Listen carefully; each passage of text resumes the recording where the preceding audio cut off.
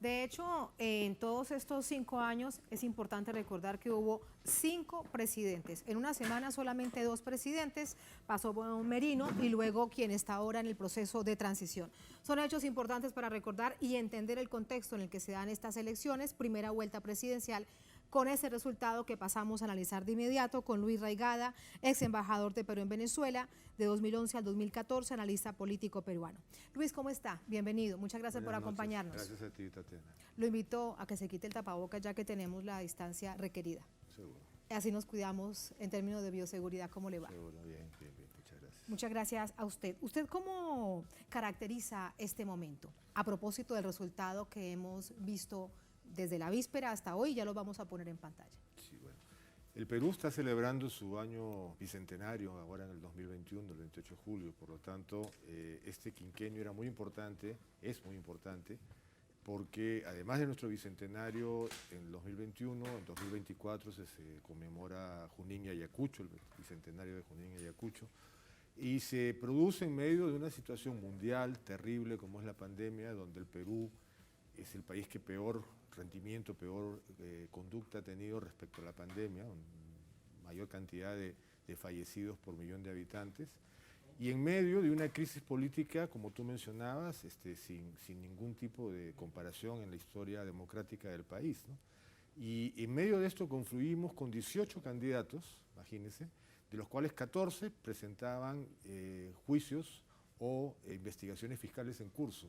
O sea, realmente el panorama no podía haber sido peor. Y lo sorpresivo para muchos, en realidad para otros no lo es tanto. El pueblo peruano está despertando, el pueblo peruano se está dando cuenta de la realidad.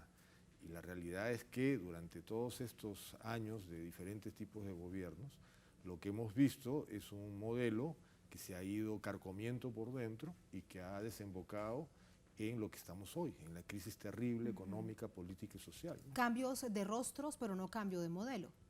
Es correcto, y lamentablemente asociados con una corrupción como nunca en la historia habíamos visto. Una corrupción endémica, dicen muchos en Perú. De allí que la gente, recuerdo el momento tan complejo, por ejemplo, cuando asume Francisco Sagasti, que hay tantos días de movilización social, con 2 jóvenes fallecidos, lo que exigen es una refundación prácticamente de todo el país. Y esto en el Sí. año bicentenario. Y en el año bicentenario, que es muy importante para Perú y para nuestra América Latina. Así que de toda esa turbulencia social debemos entender el resultado en primer lugar en este momento de Pedro Castillo. Absolutamente, y es porque él sí se conectó con la gente, él sí hizo clic con la gente, y a pesar de que no tenía el apoyo, digamos, de grandes asesores que ganaban miles de dólares, ni tampoco ha tenido acartonados periodistas dándole pantalla, él supo llegarle a la gente, porque la gente escuchó un lenguaje similar al del día a día, ¿no? Y ese ha sido el resultado. A pesar de que dentro de lo que ha sido el proceso también hubieron varias dificultades internas. De hecho, los peruanos residentes en Venezuela no pudimos votar. Eso fue también objeto de muchos reclamos. Lo contamos en la pantalla de Telesur y hubo denuncias al respecto. Así es. Y por otro lado, el abstencionismo. El Perú tiene voto obligatorio y 30% de los electores no fueron a las urnas. Que también da cuenta del hartazgo del modelo. Del ¿O cómo lo modelo, interpreta del usted? sistema, Del y sistema. Claro, sí, así Claro, es. sí. Ahora, con respecto a Pedro Castillo, él viene de una región alejada a Lima, un país centralizado que prácticamente lo invisibilizó. Si recordamos las encuestas, figuraba con el 3% por allá, al final entre los 18 candidatos. En la última semana, ¿qué fue lo que pasó? ¿O es que fallaron las encuestas a tal punto que ni siquiera van a las provincias para tomar el pulso de la opinión peruana? Bueno, hay una mezcla de factores, ¿no? Yo creo que el principal fue que él, al no tener los recursos para poder promocionarse políticamente, nunca la gente pudo escucharlo. Cuando hubo el debate nacional, cuando empezó ya algo un poco más democrático, que era permitir que todos los candidatos pudieran expresarse, él empezó a hacerse conocido y la gente empezó a hacer clic. Bueno, de hecho es un movimiento que viene de la provincia, viene del interior, de las zonas remotas y rurales de nuestro país, hacia la capital. Y lo curioso de esto, además, siendo un profesor de escuela rural, es que él además ha sido un dirigente magisterial. Entonces, no es que no tenga una experiencia previa en el campo de la dirigencia, o sea, de hecho lo ha sido, pero su lenguaje simple y directo ha enamorado al elector peruano. Vamos a revisar en este contexto cómo están los resultados. Aproximadamente cada media hora va alimentándose la página de la autoridad electoral. La vamos a poner acá, Luis, y revisamos. Esta es la página de la autoridad electoral de Perú. Miren ustedes, actas procesadas 90.505. Bueno, queda un poco para llegar al 100%, pero ya esto prácticamente, Luis, es irreversible. Está cerrado. Sí, está. 18.93%, ahí está. Partido Político Nacional Perú Libre, que es de Pedro Castillo, 18.93, con 2.487.424. En segundo lugar, Keiko Fujimori, de Fuerza Popular, 13.25%, con 1.742.000. Y vamos hasta el tercero, para preguntarte sobre escenarios políticos. Avanza País, Integración Social, que es Hernando de Soto, 11.84%, 1.556.000. Allí me detengo, Luis. Entre Keiko Fujimori y Hernando de Soto, ¿quién podrá crecer un poco más para llegar al 100%? No, bueno, todo indicaría que la señora Fujimori es la que va finalmente a captar el resto de los votos. Realmente ya faltando menos del 10% de las actas por procesar, la tendencia es clara y yo creo que finalmente será Keiko contra Pedro. Porque es 1,5 puntos aproximadamente, 13.25 Sí. de Keiko Fujimori con 11.84. No es mucha la distancia. No, no lo Por era. eso te lo pero pregunto, ¿quién podría Sí. crecer un poco más? Sobre todo por las actas que llegan, que como bien sabemos, son las que Las más llegan de lejanas, las partes claro. más alejadas del país. Sí, yo creo que va a ser la señora Fujimori incluso porque el candidato Hernando de Soto no era muy conocido, de hecho mayor parte de su voto era urbano, no era muy conocido en las zonas remotas, sí.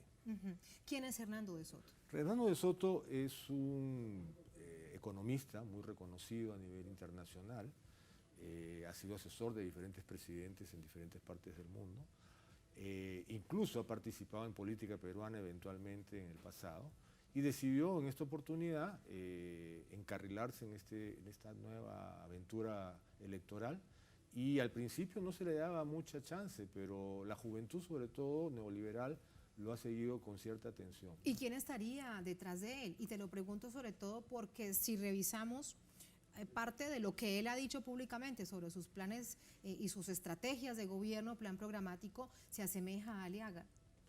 En algunas cosas y en otras algunas no. cosas, sí. Yo lo llamaría más, es un nacionalista popular, neoliberal, con visión neoliberal. Él es uno de los, por ejemplo, los que propulsó y trató de difundir la idea de la titularización de tierras para las personas y pudieran capitalizar sus bienes. Pero hay una ambivalencia, ¿no? Porque por un lado tiene un discurso muy neoliberal, por otro lado algo populista. Le pasó tal vez factura, si lo revisábamos con las encuestas previas, incluso lo de Ipsos, le pasó factura haber dicho, por ejemplo, que en un momento tan complejo para el país, las vacunas deben ser administradas por el sector privado al precio que consideren. Sí, ahí ha habido por eso te digo, a veces unas contradicciones dentro de su propio discurso que lo han... sin embargo, bueno, era una persona que tuvo en algún momento poca popularidad y al final de la carrera llegó a tercer lugar, ¿no? Llegó a tercer lugar, muy bien. Vamos ahora recordándole lo que les ofrecíamos antes de la pausa. ¿Quiénes son estos candidatos? Vamos a recordar quién es Luis Castillo, quién es Pedro Castillo, el candidato que va ahora definitivamente a la segunda vuelta presidencial, y quién es Keiko Fujimori. Vamos a verlo.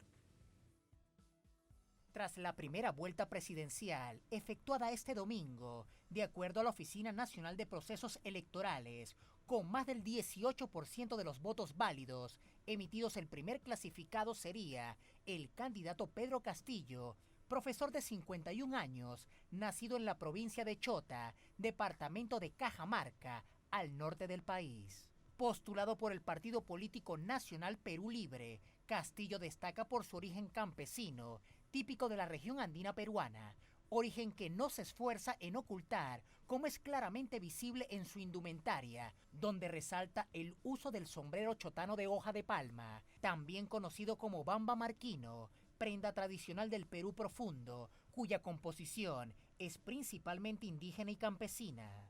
Es por ello que Castillo enarbola un discurso marcadamente indigenista, nacionalista y de reivindicación campesino popular, partiendo de símbolos ancestrales como Tupac Amaru o Micaela Bastidas.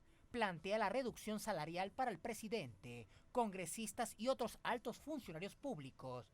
Además, defiende la descentralización y propone la necesaria redacción de una nueva constitución para acabar con el corrompido y decadente sistema político peruano, que ha tenido 4 presidentes en los últimos 3 años. En la acera de enfrente, a falta de confirmación oficial, estaría la candidata por la organización derechista Fuerza Popular, Keiko Fujimori Gucci, administradora de empresas de 45 años, más conocida por ser la hija del expresidente Alberto Fujimori. Como heredera política de su padre, es la cara más visible del Fujimorismo, periodo de gobierno donde la distribución del poder tendió a concentrarse en el Ejecutivo, que desembocó en claros matices autoritarios. En lo social y en lo cultural, el Fujimorismo defiende posiciones ultraconservadoras. Asimismo, fue el período de mayor acercamiento hacia políticas del llamado libre mercado, en sintonía con organismos como el Fondo Monetario Internacional o Banco Mundial, aunados a una política exterior afín a los intereses de Estados Unidos. Alberto Fujimori fue uno de los padres y máximos exponentes del actual sistema político peruano. De acuerdo a los resultados, de nuevo reiteramos la información que tiene la autoridad electoral. Aquí la dejamos en pantalla, le pido a la producción que la mantengamos. Este es el resultado, 2 candidatos que irían entonces, Luis, a la segunda vuelta. Ahora, quiero preguntarte sobre los escenarios que vienen desde una perspectiva lógica política. Una aliada natural de Pedro Castillo debe ser Verónica Mendoza. Vamos a mirar por Juntos por el Perú. Ella logra el 7.8% solamente, 1.025.000 votos. Y esto llama la atención porque en las encuestas, hasta el momento en que se podían publicar, iban los primeros lugares. Así que preguntarte 2 cosas. 1, ¿qué pasó con Verónica Mendoza? Y si consideramos realmente que es una aliada natural de Pedro Castillo por ser ambos dirigentes de izquierda. En cuanto a lo primero, yo siento de que Verónica cometió ciertos errores tácticos al final de su esfuerzo electoral. Uno de ellos fue entrar en contradicción en cuanto a si reconocía o no reconocía al gobierno de Venezuela, si reconocía o no reconocía al presidente Maduro como legítimo gobernante de este país, y esas contradicciones le han pasado factura. Lo segundo, que tampoco es menos importante, es las declaraciones de algunas candidatas de su partido que fueron filtradas y que hablaban de manera, de alguna forma, despectiva sobre las zonas populares de la ciudad. Entonces, esos 2 temas le han pasado factura y finalmente el avance de Pedro Castillo ha sacado algunos votos de Verónica, pero no tantos. A veces hay la impresión de que los votos de Verónica se fueron a Pedro y no es así. En el Perú hoy tenemos un 35%, más de 30% de personas que han votado abiertamente por la izquierda. Y eso no es un número menor. ¿Es la primera vez que pasa, Luis? Digamos que de la manera contundente en que lo estamos viendo, sí. Y ahora el replanteamiento estratégico es muy interesante. En el Perú no se pueden hacer nuevas alianzas en este momento para la segunda vuelta, porque no se pueden endosar los votos, pero sí se puede dar gestos de acercamiento. Por supuesto. Y en este caso yo estoy segurísimo. Las llamadas alianzas de palabra quedan siempre a la orden del día, hasta el último momento de una candidatura. Y la unidad de la izquierda, ese sueño tan anhelado de muchos en el Perú, empieza a tener una perspectiva real. Y en este sentido, pues vamos a tratar de apoyar, yo como hombre de izquierda, tratar de apoyar el pensamiento y la estrategia hacia esa dirección, ¿no? ¿Crees entonces con esto que me estás diciendo que Verónica se unirá naturalmente a Pedro Castillo? Yo creo que sí, son mucho más las coincidencias que las diferencias, que no es el caso con los otros candidatos, los cuales tampoco descarto que podamos también conversar. ¿Con cuáles? De hecho, Hernando de Soto me parece una persona muy interesante porque dentro de su movimiento, a pesar de estas declaraciones que apuntan hacia un neoliberalismo, por el otro lado, también tiene gente muy nacionalista que piensa efectivamente en que el país se va a gobernar mejor cambiando el modelo.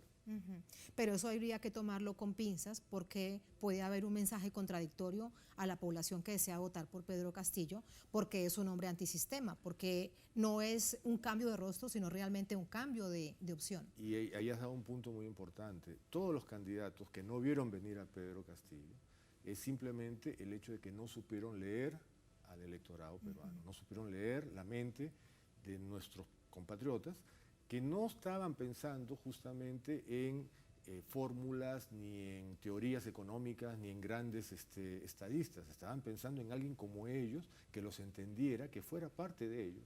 Y ese es el fenómeno Pedro Castillo. Que llevara la agenda ciudadana, las necesidades de la gente en las calles. Común y corriente. Común y corriente.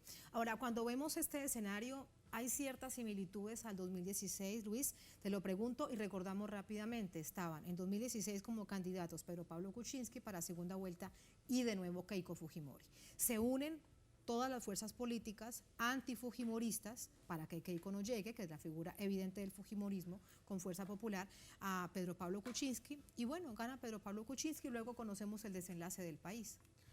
No, en esta oportunidad yo creo que es bastante distinto el escenario. Primero porque la izquierda, en ese momento también se presentó Verónica, no tenía la fortaleza que hoy está mostrando en el Perú.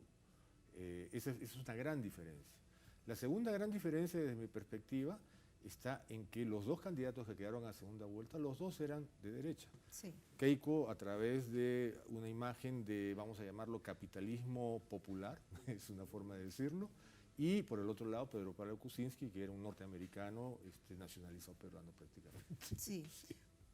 Que él llamaba la atención por el apellido, como decían muchos en las calles. Va más allá de eso. Lamentablemente, la elección en aquel momento que favoreció al señor Kuczynski terminó destapando lo peor y más podrido de ese sistema neoliberal del que estamos hablando hoy, ¿no? Que ha terminado de desenmascararse lamentablemente con la crisis de la pandemia. Ahora, si revisamos el resto de los candidatos, ¿naturalmente se unirían a Keiko Fujimori para la segunda vuelta? Me has dicho que Hernando de Soto probablemente existe alguna probabilidad que se una a Pedro Castillo. El resto de candidatos, por supuesto, también sacando a Verónica Mendoza. Diríamos allí, valga un paréntesis, que tendría una responsabilidad histórica Verónica Mendoza de unirse a Pedro Castillo. Sí, yo creo que la dirección va por ahí. Ahora, por otro lado, recordemos de que la señora Fujimori está inmersa en un gran problema judicial, está en pleno juicio por lavado de activos, lo cual es una acusación muy seria y llegó a estar en prisión por esa causa. Por lo tanto, estuvo casi 2 años en prisión por esa causa. Y es muy vulnerable, justamente políticamente hablando, a que se le haga ver esto. El voto antifujimorista en el Perú es muy grande. Y hay mucha gente que dice, sobre todo los neoliberales, dicen, bueno, prefiero votar por una persona por la que no hubiera votado nunca, que es Keiko Fujimori, por el antifujimorismo, antes de votar por una opción que representa el caos no entienden lo que es la izquierda. Y eso es justamente la fortaleza de Pedro. Pedro está hoy en la posición de decir, yo pienso y siento como cualquier peruano de a pie, como llamamos nosotros allá, que es el peruano común y corriente, y eso es lo que lo va a llevar a la victoria. Y todos esos candidatos están entrampados entonces sin saber qué hacer, por quedar bien o con quién está detrás de ellos o por su electorado. Y el 30% de gente que no fue a votar, que va a a empezar a escuchar nuevos discursos, nuevas formas de expresarse, nuevas formas de dirigirse al electorado, y ahí es donde puede haber un punto de inflexión muy, muy importante. Sí, para despedirte, Luis, ¿y qué hacer con lo que ya hemos visto que pasó, por ejemplo, en Ecuador? Campaña sucia, guerra sucia, como se le quiera conocer, en medios de comunicación aliados a los grandes poderes, detrás de ellos o delante de ellos los candidatos, en este caso a la presidencia, razón por la cual, por ejemplo, invisibilizaban de tal manera a Pedro Castillo. En este momento ya lo están satanizando, dicen cantidad de cosas, hablan, por ejemplo, en algunos titulares que veíamos antes de subir a estudio. Pedro Castillo va primero, pero sus candidatos tienen vínculos con terrorismo, corrupción, etcétera, etcétera. ¿Cómo se lidia con esto sobre un personaje que en muchos sectores es poco conocido?